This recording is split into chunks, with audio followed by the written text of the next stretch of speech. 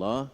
Insya-Allah sesi kedua ini kita akan membaca muka surat surah Ghafir, muka surat 475, dan insya-Allah ayat-ayat Al-Quran kita akan disampaikan oleh Al-Fadhil yang berbahagia Ustaz Hassan, kemudian terjemahannya akan disampaikan oleh Ustaz Muhammad Nasir.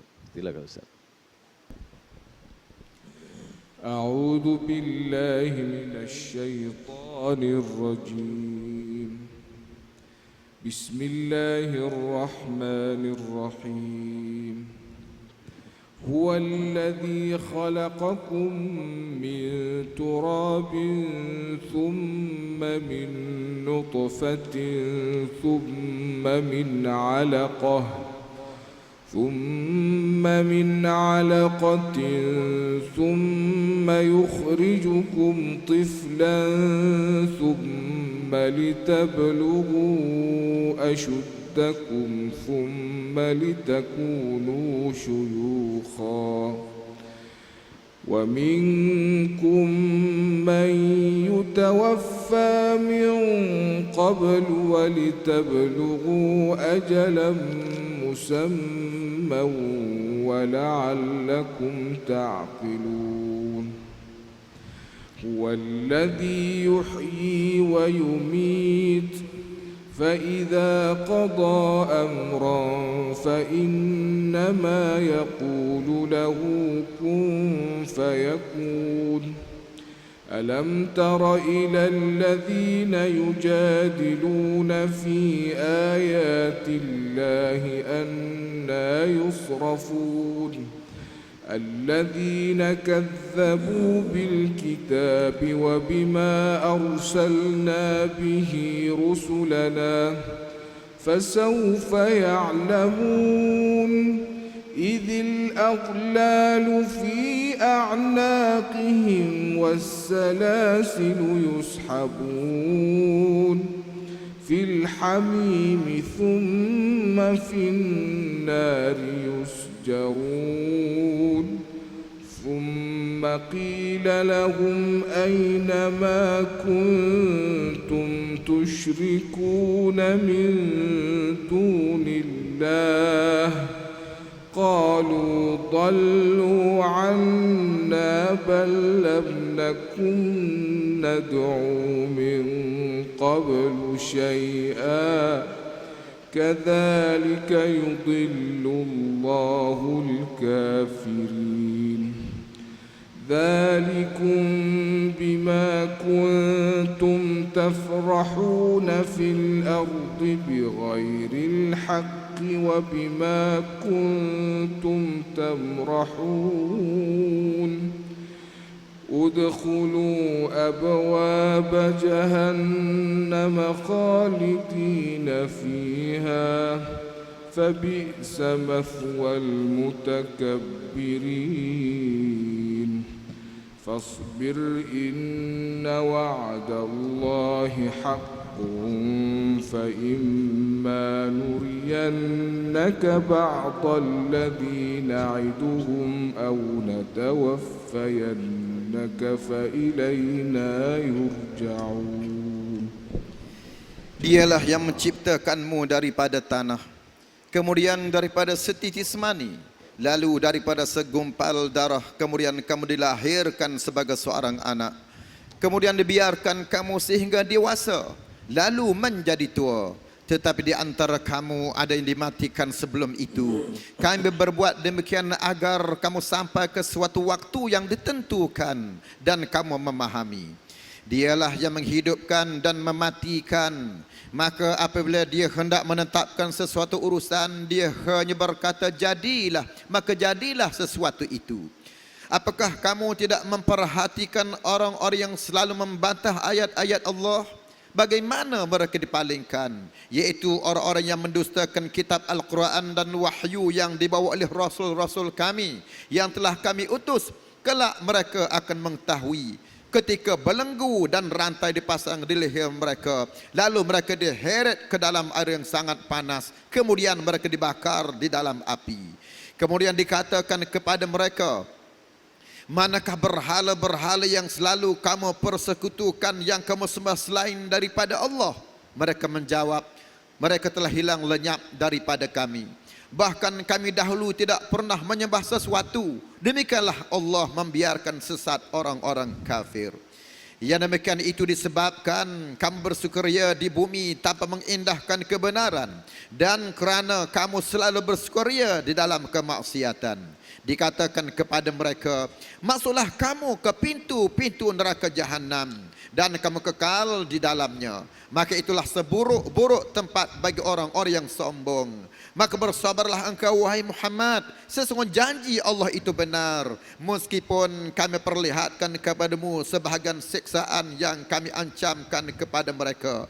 Namun kami wafatkan engkau sebelum ajal menimpa mereka. Kepada kamilah mereka dikembalikan. ولقد أرسلنا رسلا من قبلك منهم من قصصنا عليك ومنهم من لم نقصص عليك وما كان لرسول أن يأتي بآية إلا بإذن الله فإذا جاء أمر الله قضي بالحق وخسر هنالك المبطلون الله الذي جعل لكم الأنعام لتركبوا منها ومنها تأكلون ولكم فيها منافع ولتبلغوا عليها حاجة في صدوركم وعليها وعلى الفلك تحملون ويريكم آياته فأي آيات الله تنكرون أفلم يسيروا في الأرض فينظروا كيف كان عاقبة الذين من قبلهم كانوا أكثر منهم وأشد قوة وآثارا في الأرض فما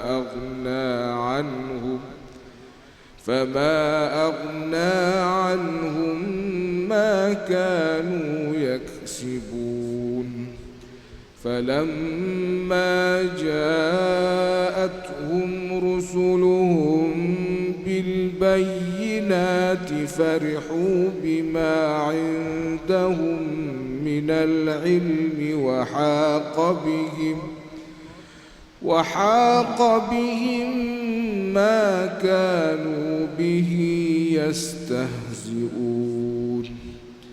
فلما رأوا بأسنا قالوا آمنا بالله وحده وكفرنا بما كنا به مشركين فلم يك ينفعهم إيمانهم لما رأوا بأسنا سنة الله التي قد خلت في عباده وخسر هنالك الكافرون. Dan sesungguhnya kami telah mengutuskan beberapa orang Rasul sebelum engkau wahai Muhammad. Di antara mereka ada yang kami ceritakan kepadamu, dan di antaranya ada pula yang tidak kami ceritakan kepadamu. Tidak ada seorang Rasul pun yang membawa suatu mukjizat kecuali dengan keizinan Allah. Maka apabila telah datang perintah Allah untuk diputuskan semua perkara dengan adil, ketika itu rugilah orang-orang yang berpegang kepada yang batil. Allah yang menjadikan haiwan ternakan untuk kamu, sebahagiannya untuk kamu tunggangi sebagai kenderaan dan sebahagian lagi untuk kamu makan. Dan untuk kamu ada lagi manfaat-manfaat yang lain pada haiwan ternakan itu, agar kamu memenuhi suatu tujuan yang tersimpan di dalam hatimu dengan menunggangnya, sama ada dengan menunggang binatang-binatang itu atau dibawa ke atas kapal untuk diangkut. Dan dia menunjukkan tanda-tanda kebesarannya kepadamu. Lalu tanda-tanda kebesaran Allah yang mana yang kamu ingkari? Apakah mereka tidak berjalan di atas bumi dan memperhatikan bagaimana kesudahan orang-orang yang sebelum mereka? Mereka itu lebih banyak dan lebih hebat kekuatannya serta lebih banyak peninggalan peradabannya di bumi. Maka apa yang mereka usahakan itu tidak dapat menolong mereka. Ketika para rasul datang kepada mereka dengan membawa bukti-bukti yang nyata, mereka sombong dan gembira dengan ilmu yang ada pada mereka, dan mereka dikepung oleh azab yang dahulu mereka mempermain-mainkan. Maka ketika mereka melihat azab kami, mereka berkata, kami hanya beriman kepada Allah sahaja dan kami ingkar kepada sembahan-sembahan yang telah kami sekutukan dengan Allah. Maka iman mereka ketika mereka melihat azab kami tidak berguna lagi bagi mereka. Itulah ketentuan Allah yang telah berlaku terhadap hamba-hambanya, dan ketika itu rugilah orang-orang yang kafir. Muka surat 477 surah Fussilat. A'udzubillahi minasyaitonir rajim. Bismillahirrahmanirrahim. تنزيل من الرحمن الرحيم كتاب فصلت آياته قرآنا عربيا لقوم يعلمون بشيرا ونذيرا فأعرض أكثرهم فهم لا يسمعون وقالوا قلوبنا في أكنة مما تدعونا إليه وفي آذاننا وقر ومن بيننا وبينك حجاب فاعمل إننا عاملون ومن بيننا وبينك حجاب فاعمل إنا عاملون قل إنما أنا بشر مثلكم يوحى إلي أنما إلهكم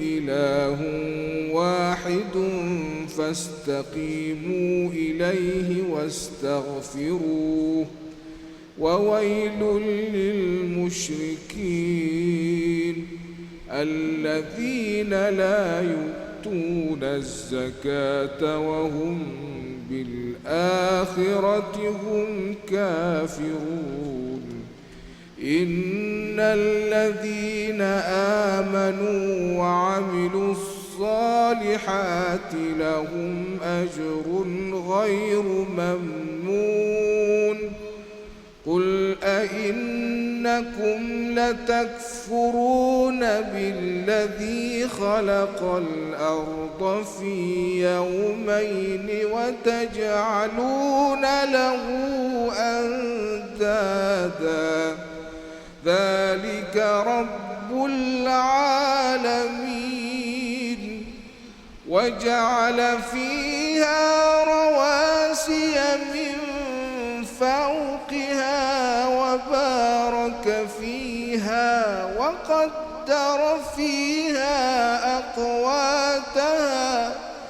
وقدر فيها أقواتها في 4 أيام سواء للسائلين ثم استوى إلى السماء وهي دخان فقال لها وللأرض ائتيا طوعا أو كرها قالتا أتينا طائعين.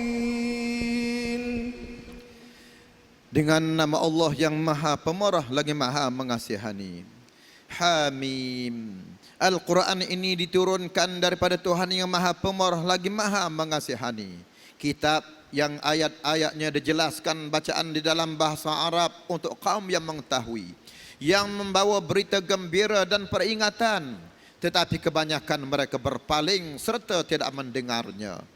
Dan mereka berkata, hati kami sudah tertutup daripada apa yang engkau seru kami kepadanya, dan telinga kami sudah tersumbat, dan di antara kami dengan engkau ada dinding. Kerana itu lakukanlah mengikut kehendakmu, sesungguhnya kami akan melakukan mengikut kehendak kami.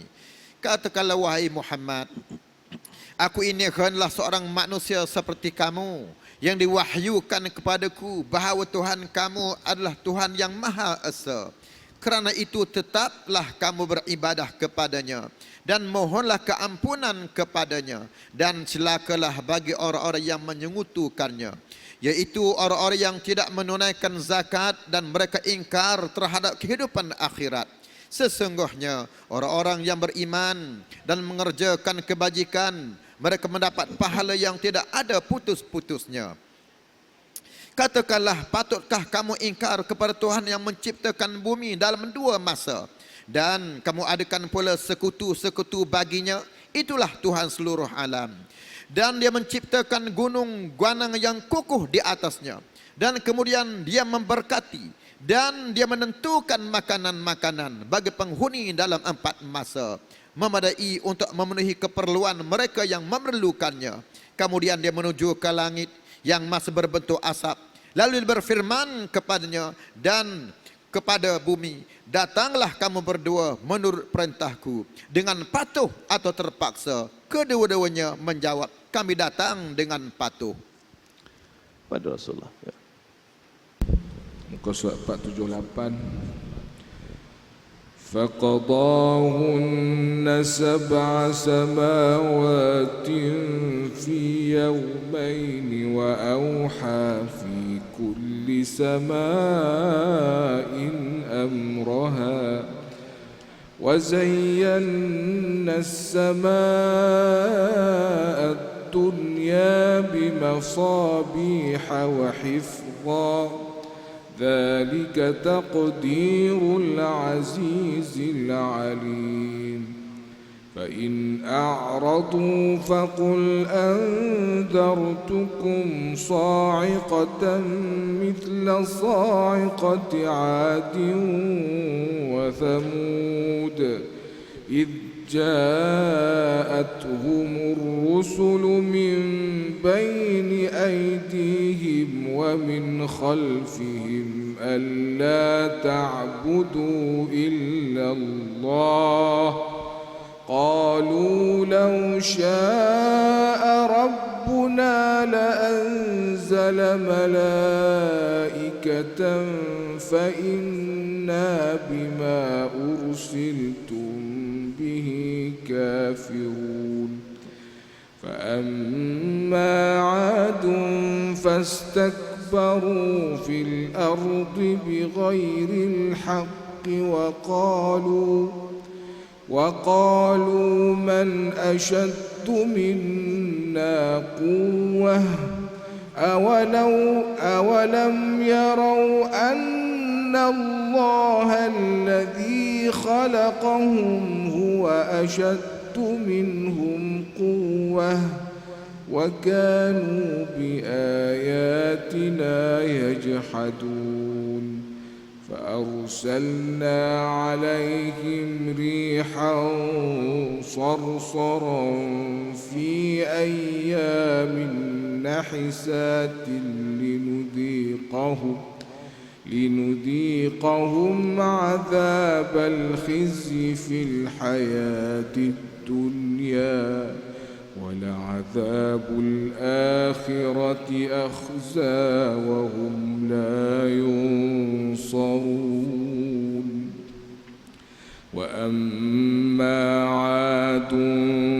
وأما ثمود فهديناهم فاستحبوا العمى على الهدى فأخذتهم صاعقة العذاب الهون بما كانوا يكسبون ونجينا الذين آمنوا وكانوا يتقون ويوم يحشر أعداء الله إلى النار فهم يوزعون حتى إذا ما جاءوها شهد عليهم سمعهم وأبصارهم وجلودهم بما كانوا يعملون. Lalu diciptakannya 7 langit dalam 2 masa, dan pada setiap langit itu dia mewahyukan urusan masing-masing. Kemudian langit yang dekat dengan bumi dihiasi dengan bintang-bintang, dan kami menciptakan itu untuk memelihara. Demikianlah ketentuan Allah yang Maha Perkasa lagi Maha Mengetahui. Jika mereka berpaling, maka katakanlah, aku telah memperingatkan kamu akan bencana petir seperti yang menimpa kaum 'Ad dan kaum Thamud, ketika para rasul datang kepada mereka daripada depan dan daripada belakang mereka untuk menyeru, janganlah kamu menyembah selain daripada Allah. Mereka menjawab, kalau Tuhan kami mahu, tentu Dia menurunkan malaikat-malaikatnya, maka sesungguhnya kami mengingkari wahyu yang engkau diutus untuk menyampaikan. Maka berkenaan kaum 'Ad, mereka menyombongkan diri di bumi tanpa mengindahkan kebenaran. Mereka berkata, siapakah yang lebih hebat kekuatannya daripada kami? Tidakkah mereka memperhatikan bahawa sesungguhnya Allah yang menciptakan mereka?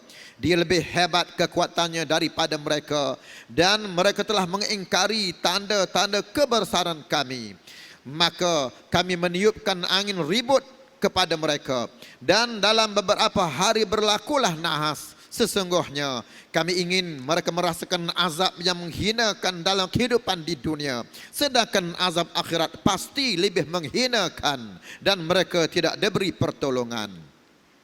Dan berkenaan kaum Thamud, mereka telah kami beri petunjuk, tetapi mereka lebih menyukai kebutaan, yakni kesesatan daripada petunjuk itu.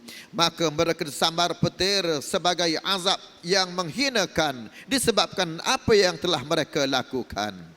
Dan kami menyelamatkan orang yang beriman kerana mereka adalah orang-orang yang bertakwa. Dan ingatlah pada hari ketika musuh-musuh Allah diheret ke neraka, lalu mereka dipisah-pisahkan, sehingga bila mereka sampai ke neraka, pendengaran, penglihatan dan kulit mereka menjadi saksi terhadap apa yang telah mereka lakukan.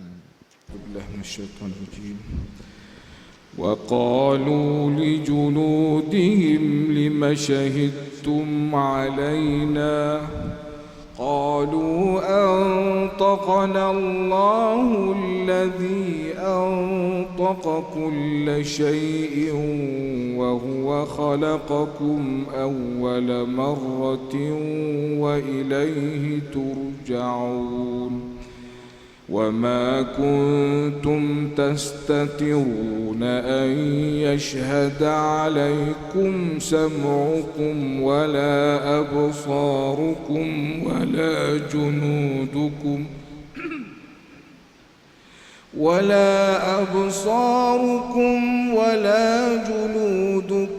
ولكن ظننتم أن الله لا يعلم كثيرا مما تعملون وذلكم ظنكم الذي ظننتم بربكم أرداكم فأصبحتم من الخاسرين فإن يصبروا فالنار مثوى لهم وإن يستعتبوا فما هم من المعتدين وقيضنا لهم قرناء فزينوا لهم ما بين أيديهم وما خلفهم وحق عليهم القول في قد خلت من قبلهم من الجن والإنس إنهم كانوا خاسرين وقال الذين كفروا لا تسمعوا لهذا القرآن والغوا فيه لعلكم تغلبون فلنذيقن الذين كفروا عذابا شديدا ولنجزينهم أسوأ الذي كانوا يعملون ذلك جزاء أعداء الله النار لهم فيها دار الخلد جزاء بما كانوا بآياتنا يجحدون وقال الذين كفروا ربنا أرنا الذين أضلانا من الجن والإنس نجعلهما تحت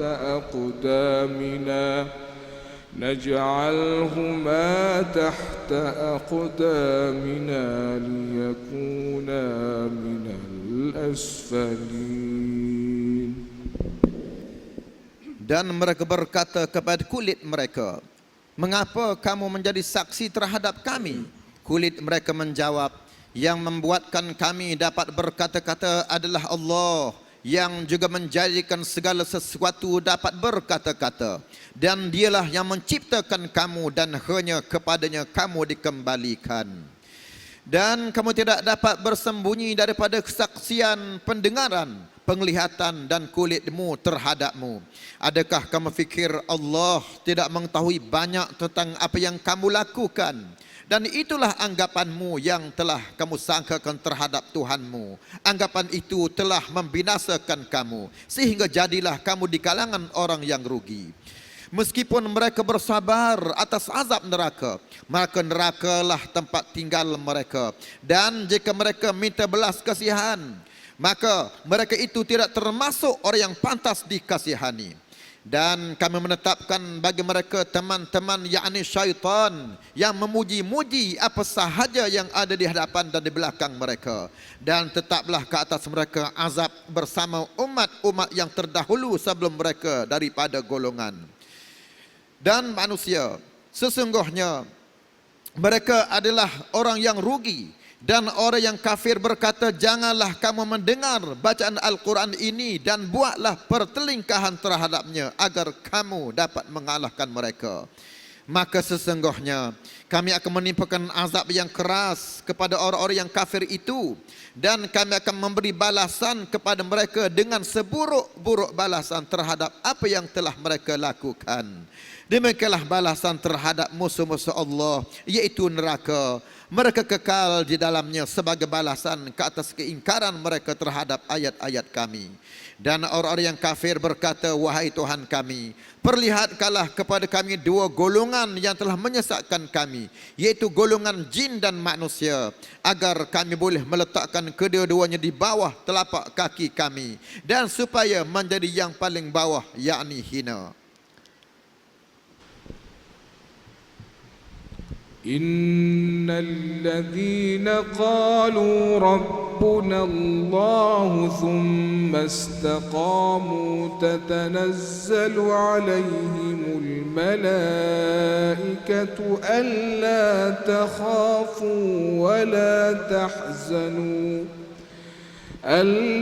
تخافوا ولا تحزنوا وأبشروا بالجنة التي كنتم توعدون نحن أولياؤكم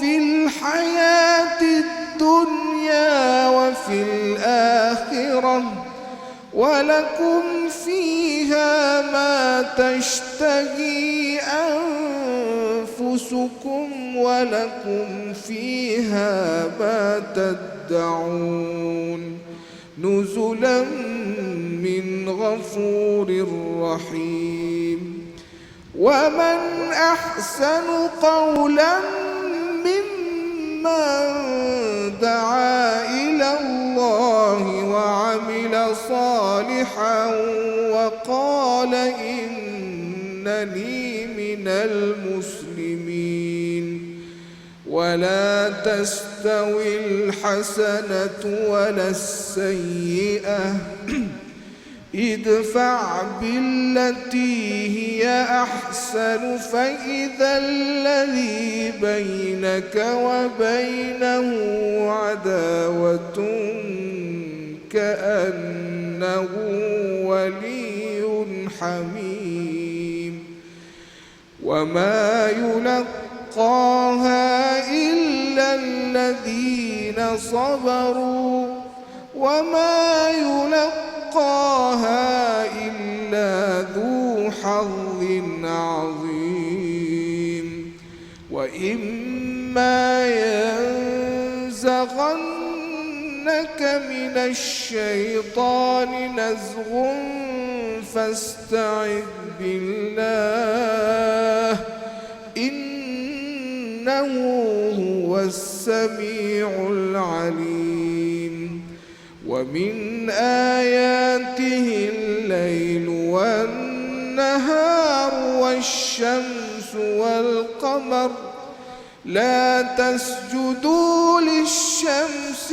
ولا للقمر واسجدوا لله الذي خلقهن إن كنتم إياه تعبدون فإن استكبروا فالذين عند ربك يسبحون له بالليل والنهار وهم لا يسأمون. Sesungguhnya orang-orang yang berkata Tuhan kami adalah Allah, kemudian mereka meneguhkan pendirian mereka, maka malaikat akan turun kepada mereka dengan berkata, janganlah kamu berasa takut dan janganlah kamu bersedih hati, bergembiralah kamu dengan syurga yang telah dijanjikan kepadamu. Kamilah pelindung-pelindungmu dalam kehidupan dunia dan akhirat. Di dalam syurga itu kamu mendapat apa sahaja yang kamu inginkan dan yang kamu minta sebagai penghormatan bagimu daripada Allah yang Maha Pengampun lagi Maha Mengasihani. Siapakah yang lebih baik perkataannya daripada orang yang menyeru kepada Allah dan mengerjakan kebajikan serta berkata, sesungguhnya aku termasuk di kalangan orang-orang muslim yang berserah diri. Kebaikan itu tidak sama dengan kejahatan. Tolaklah kejahatan itu dengan cara yang lebih baik, sehingga orang yang ada merasakan permusuhan antara kamu dan dia adalah seperti teman yang setia. Dan sifat-sifat yang baik itu tidak akan dianugerahkan kecuali kepada orang-orang yang sabar, dan tidak dianugerahkan kecuali kepada orang-orang yang mempunyai keuntungan yang besar. Dan jika syaitan mengganggumu dengan sesuatu godaan, maka mohonlah perlindungan kepada Allah. Sesungguhnya dialah yang maha mendengar lagi maha mengetahui. Dan sebahagian daripada tanda-tanda kebesarannya ialah malam.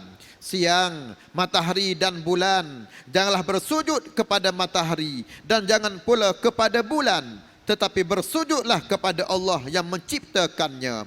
Jika kamu hanya menyembah kepadanya, jika mereka menyombongkan diri, maka para malaikat yang di sisi Tuhan bertasbih kepadanya pada malam dan siang hari, serta mereka tidak pernah jemu. ومن آياته أنك ترى الأرض خاشعة فإذا أنزلنا عليها الماء اهتزت وربت إن الذي أحياها لمحيي الموتى إنه على كل شيء قدير إن الذين يلحدون في آياتنا لا يخفون علينا أفمن يلقى في النار خير أم من يأتي آمنا يوم القيامة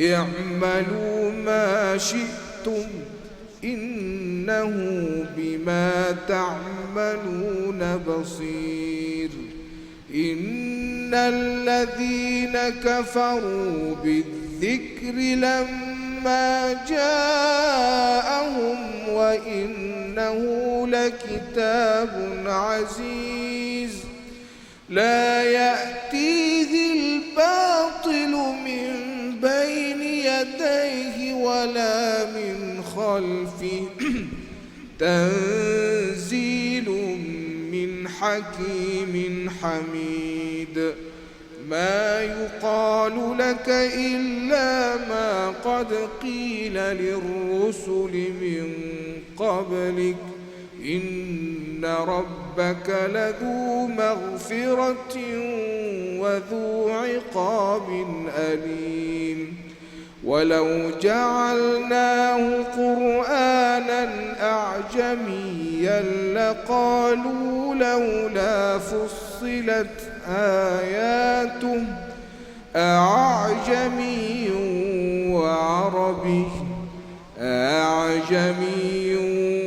وعربي قل هو للذين آمنوا هدى وشفاء والذين لا يؤمنون في آذانهم وقر وهو عليهم عمى أولئك ينادون من مكان بعيد ولقد آتينا موسى الكتاب فاختلف فيه ولولا كلمة سبقت من ربك لقضي بينهم وإنهم لفي شك منه مريب من عمل صالحا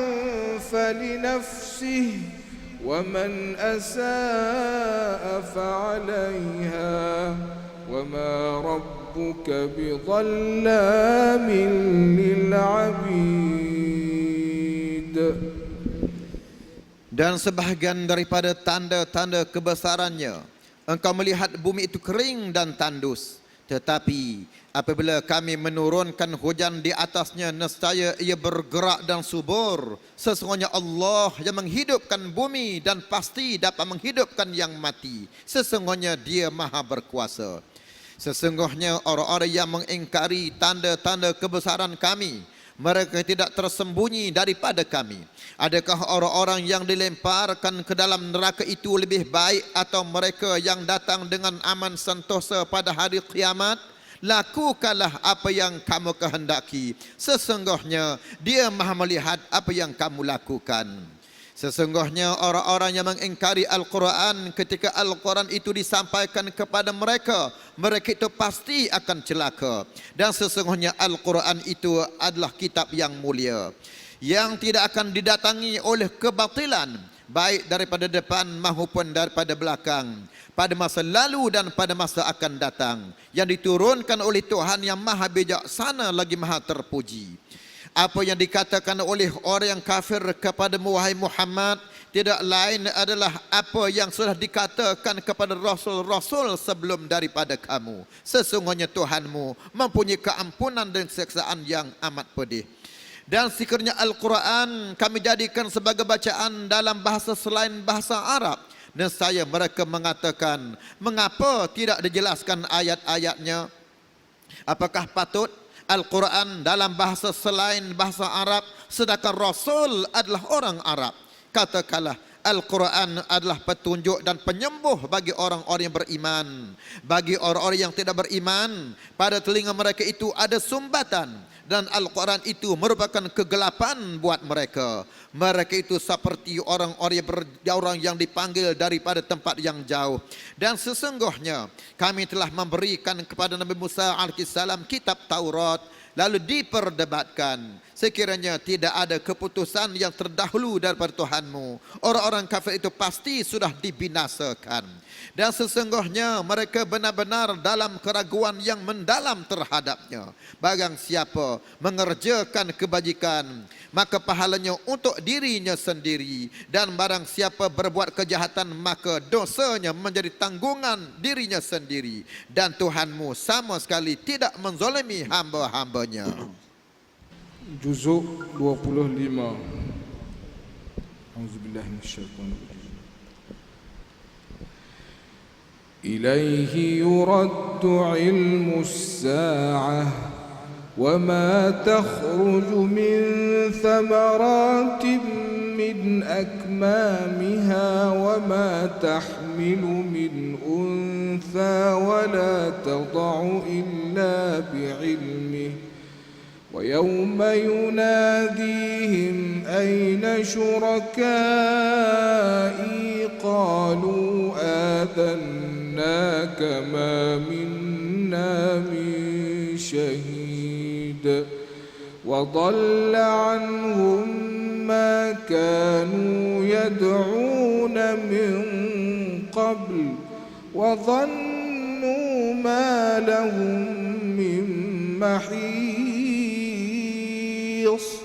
لا يسأم الإنسان من دعاء الخير وإن مسه الشر فيئوس قنوط ولئن أذقناه رحمة منا من بعد ضراء مسته ليقولن هذا لي وما أظن الساعة قائمة ولئن رجعت إلى ربي إن لي عنده للحسنى فلننبئن الذين كفروا بما عملوا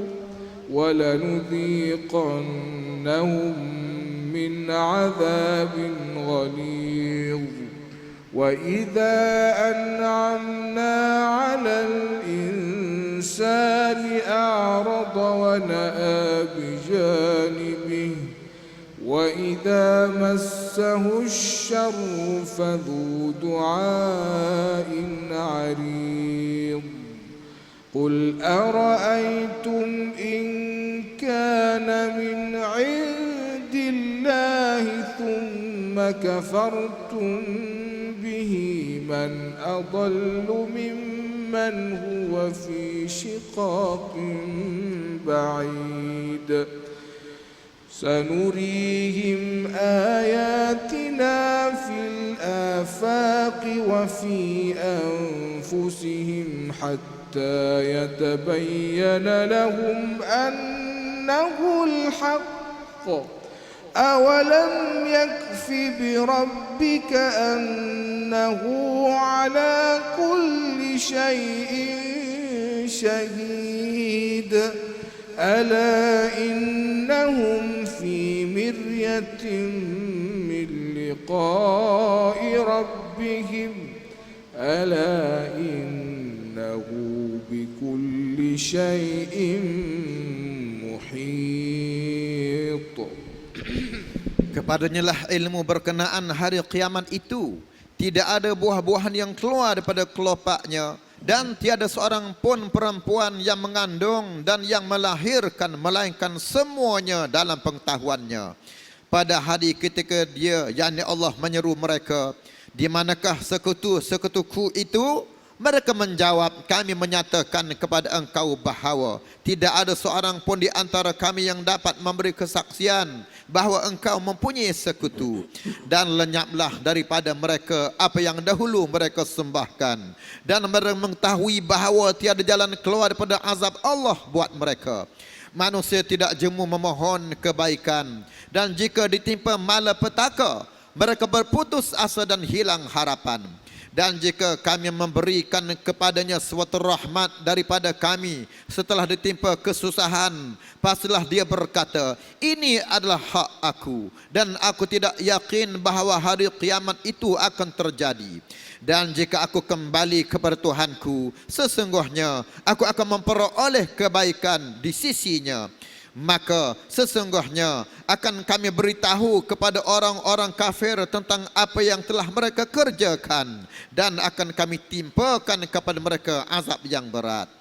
Dan apabila kami memberikan nikmat kepada manusia, dia berpaling dan menjauhkan diri dengan sombong.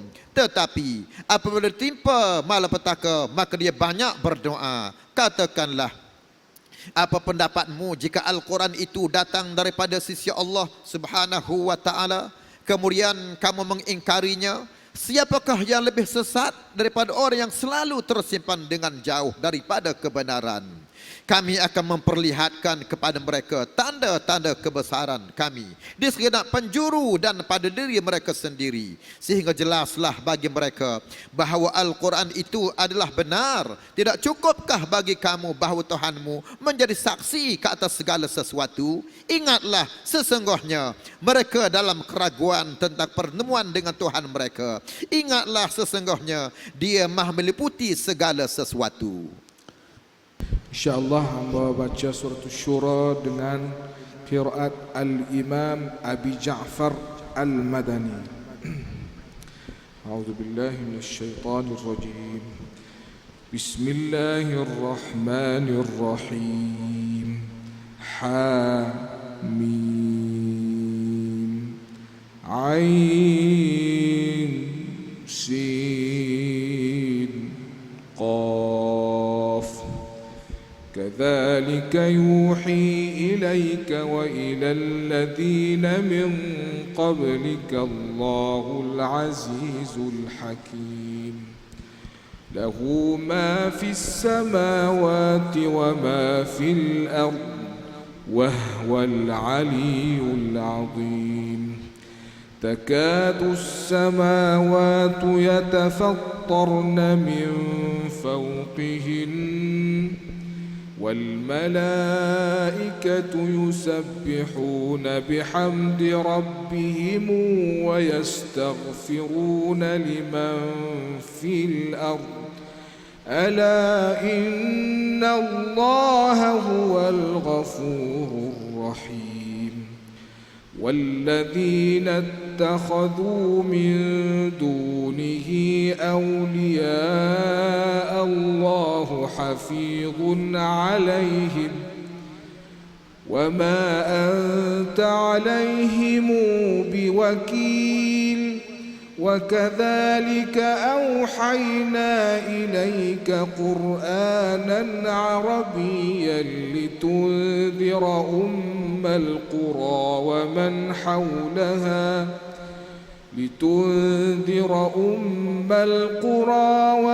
حولها وتنذر يوم الجمع لا ريب فيه فريق في الجنة وفريق في السعير ولو شاء الله جعلهم أمة واحدة ولكن يدخل من يشاء في رحمته والظالمون ما لهم من ولي ولا نصير أم اتخذوا من دونه أولياء فالله هو الولي وهو يحيي الموتى وهو على كل شيء قدير وما اختلفتم فيه من شيء فحكمه إلى الله ذلكم الله ربي عليه توكلت وإليه أنيب. Dengan nama Allah yang Maha Pemarah lagi Maha Mengasihani. Hamim, Ain, Sin, Qaf. Demikianlah Allah yang Maha Perkasa, Maha Bijaksana mewahyukan kepadamu wahai Muhammad dan kepada orang-orang yang sebelummu. Miliknya lah apa yang ada di langit dan apa yang ada di bumi. Dan dialah yang Maha Agung lagi Maha Besar. Hampir sahaja langit itu pecah daripada sebelah atasnya kerana kebesaran Allah, dan malaikat-malaikat bertasbih memuji Tuhannya dan memohon keampunan untuk orang yang ada di bumi. Ingatlah sesungguhnya Allah itu Maha Pengampun lagi Maha Mengasihani. Dan bagi orang-orang yang mengambil pelindung-pelindung selain daripada Allah Subhanahu wa taala, dia mengawasi perbuatan mereka. Sesungguhnya engkau wahai Muhammad bukanlah orang yang diserahkan untuk mengawasi mereka. Dan demikianlah kami mewahyukan Al-Quran kepadamu dalam bahasa Arab agar engkau memberi peringatan kepada penduduk ibu kota yakni Makkah dan penduduk negeri-negeri di sekitar di sekelilingnya, serta memberi peringatan tentang hari berkumpul yakni kiamat yang tidak diragukan kehadirannya. Segolongan masuk syurga dan segolongan masuk neraka. Dan sekiranya Allah mahu, nescaya Dia menjadikan mereka satu umat, tetapi Dia memasukkan orang-orang yang dikehendaki ke dalam rahmat-Nya, dan orang-orang yang zalim tidak ada bagi mereka pelindung dan penolong. Atau mereka mengambil pelindung-pelindung selain daripada Dia, padahal Allah dialah pelindung yang sebenar-benarnya. Dia menghidupkan orang yang mati dan Dia Maha berkuasa atas segala sesuatu. Dan apa jua perkara yang kamu berselisihan berkenaan agama, keputusannya terserah kepada Allah yang memiliki sifat-sifat demikian. Itulah Allah Tuhanku, kepadanya aku bertawakal dan kepadanya aku kembali. Muka surat 484 riwayat Ibni Jammaz. Fatirus samawati wal ard جعل لكم من أنفسكم أزواجا ومن الأنعام أزواجا يذرأكم فيه ليس كمثله شيء وهو السميع البصير له مقاليد السماوات والأرض يبسط الرزق لمن يشاء ويقدر إنه بكل شيء عليم شرع لكم من الدين ما وصى به نوحا والذي أوحينا إليك وما وصينا به إبراهيم وموسى وعيسى أن أقيموا الدين ولا تتفرقوا فيه كبر على المشركين ما تدعوهم إليه الله يجتبي إليه من يشاء ويهدي من ينيب وما تفرقوا إلا من بعد ما جاءهم العلم بغيا بينهم ولولا كلمة سبقت من ربك إلى أجل مسمى لقضي بينهم وإن الذين أورثوا الكتاب من بعدهم لفي شك منه مريب فلذلك فادع واستقم كما أمرت ولا تتبع أهواءهم وقل آمنت بما أنزل الله من كتاب وأمرت لأعدل بينكم الله ربنا وربكم لنا أعمالنا ولكم أعمالكم لا حجة بيننا وبينكم الله يجمع بيننا وإليه المصير. Allah pencipta langit dan bumi. Dia menjadikan bagi kamu pasangan-pasangan yang sejenis dengan kamu dan pasangan-pasangan yang sejenis dengan haiwan juga. Dijadikannya kamu berkembang biak dengan jalan itu. Tidak ada sesuatu pun yang serupa dengan dia. Dan dia yang maha mendengar lagi maha melihat. Miliknya lah perbendaharaan langit dan bumi. Dia melapangkan rezeki dan membataskannya bagi sesiapa yang dia kehendaki. Sesungguhnya dia maha mengetahui segala sesuatu. Allah telah mensyariatkan kepadamu agama yang telah diwasiatkannya kepada Nabi Nuh AS. Dan apa yang telah kami wahyukan kepadamu wahai Muhammad. Dan apa yang telah kami wasiatkan kepada Ibrahim, Musa dan Isa. Iaitu tegakkanlah agama, yakni keimanan dan ketakwaan, dan janganlah kamu berpecah belah di dalamnya. Sangat berat bagi orang-orang musyrik untuk mengikuti agama yang telah kamu serukan kepada mereka. Allah memilih orang-orang yang dikehendaki ke atas agama tauhid dan memberi petunjuk buat orang yang kembali kepadanya. Dan mereka yakni ahli kitab tidak berpecah belah kecuali setelah datang kepada mereka ilmu, yakni kebenaran yang disampaikan oleh para nabi, kerana kedengkian antara sesama mereka. Jika tidak kerana suatu ketetapan yang telah ada dahulunya daripada Tuhanmu untuk menangguhkan azab sehingga sampai waktu yang ditentukan, pastilah hukuman bagi mereka itu dilaksanakan.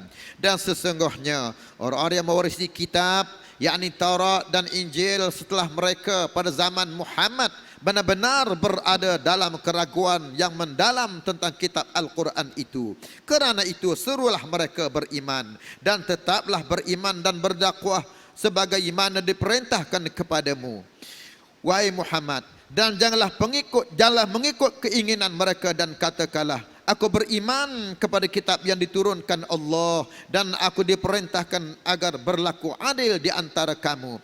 Allah Tuhan kami dan Tuhan kamu. Bagi kami perbuatan kami dan bagi kamu perbuatan kamu. Tidak perlu ada pertengkaran antara kami dan kamu. Allah mengumpulkan antara kita dan kepadanya lah kita kembali.